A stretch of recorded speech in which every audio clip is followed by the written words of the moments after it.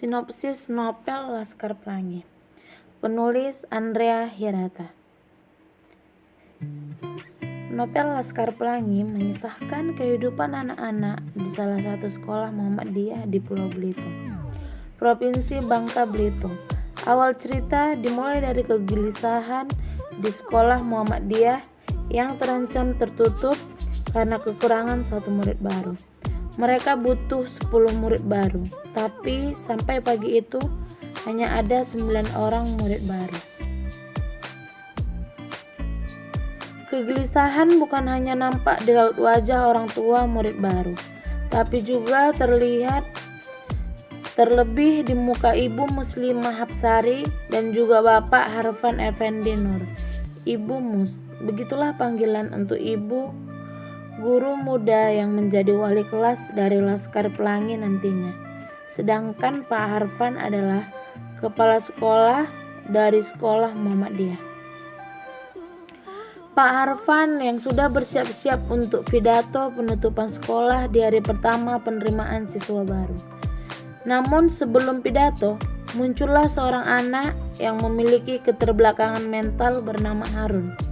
Akhirnya, sekolah SD Muhammadiyah tidak jadi ditutup karena kuota 10 murid baru sudah terpenuhi. Para siswa baru tersebut adalah Mahar, Ikal, Lintang, Harun, Syahdan, Akyong, Trafani, Borek, Kucai, dan satu-satunya wanita namanya Sahara. Sejak itu, perjalanan Laskar Pelangi pun dimulai. Sekolah di hari pertama memperkenalkan sosok setiap murid baru. Setelah itu dilanjutkan dengan sekolah mereka yang sudah sangat memprihatinkan. Bangunan yang sudah hampir roboh, alas tanah dan kursi seadanya, dan hampir serba seadanya. Bukan hanya itu, guru-guru yang ada pun harus bekerja keras untuk memenuhi kebutuhan hidup keluarga mereka. Ya, paling tidak sedikit beras dari orang tua murid yang sudah hidup dalam kemiskinan. Ibu Mus menjahit pakaian dan Pak Harfan yang mengelola sebidang tanah. Namun kondisi sekolah dan keadaan penghuninya yang sangat memprihatinkan tersebut bukan alasan bagi mereka untuk tidak belajar. Pak Harfan dan Ibu Mus bisa dikatakan adalah sosok guru yang luar biasa. Bahkan gelar pahlawan tanpa tanda jasa sangat pantas disandang oleh pengajar-pengajar yang tidak mengharapkan imbalan ini, selain dari mengubah keadaan anak-anak didiknya. Pak Harfan dan Ibu Mus mengajarkan banyak hal baru dan luar biasa bagi mereka, menanamkan sikap optimis dan percaya diri yang membuat berani bercita-cita dan mimpi setinggi langit dan tak terbatas. Namun yang terpenting adalah dari ajaran kedua guru tersebut bukanlah tentang ambisi dan cita-cita, tetapi tentang menghargai dan menjadikan pendidikan sebagai salah satu hal penting dalam kehidupan. Ketulusan dari kedua guru yang menginspirasi Laskar Pelangi ini dibalas dengan semangat belajar yang tinggi dari murid-muridnya. Bahkan salah satu dari mereka, yaitu Lintang, harus mengayuh sepeda pergi dan pulang sekolah sejauh 80 km dengan berbagai rintangan dan bahaya. Nah, gelar Laskar Pelangi sendiri diberikan oleh Ibu Mus karena kegemaran mereka melihat pelangi. Keadaan sekolah Muhammadiyah dan penduduk di Pulau Belitung sangat terbalik dengan kenyataan di mana pulau ini termasuk pulau yang kaya akan timah di Indonesia. Bisa dikatakan kekayaan alam tersebut hanya dinikmati oleh segelintir orang saja, kalangan staf PN dan sekolah PN. Kesenjangan ekonomi pun tidak bisa dihindarkan antara kalangan elit PN dan juga kalangan dari penduduk. Ada tembok pemisah yang disebut gedong. Pembahasan selanjutnya mengenai sekolah PN yang selalu mendominasi setiap event-event yang diadakan. Hampir semua gelar selalu mereka bawa pulang.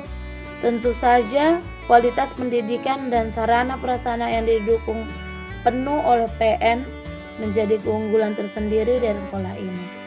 Selama bertahun-tahun, sekolah Muhammadiyah hanya bisa menjadi penonton karena tidak berani berkompetisi. Sampai anggota Laskar Pelangi terjun dan membuat keajaiban. Mahar, sang seniman yang sukses, memikat penonton dari pertunjukan karnaval ala Afrika. Dan kemenangan sekolah Muhammadiyah dalam cerdas cermat sekaligus ajang debat antara Lintang dan guru ternama PN yang menjadi cerita tersendiri yang menarik tentang kreativitas dan kebersamaan. Padahal ketika baru berangkat untuk cerdas cermat, saya pun menduga kalau Lintang dan kawan-kawannya mati kutu dan tidak memiliki daya untuk berkata sedikit pun. Namun di luar dugaan, Lintang bisa mengendalikan keadaan dan menjawab setiap pertanyaan bak sang ahli yang akan tercatat di buku sejarah jika ia hidup di zaman filsuf Yunani zaman dulu. Namun sayang sekali, kejeniusan Lintang harus terhenti di sekolah Muhammadiyah.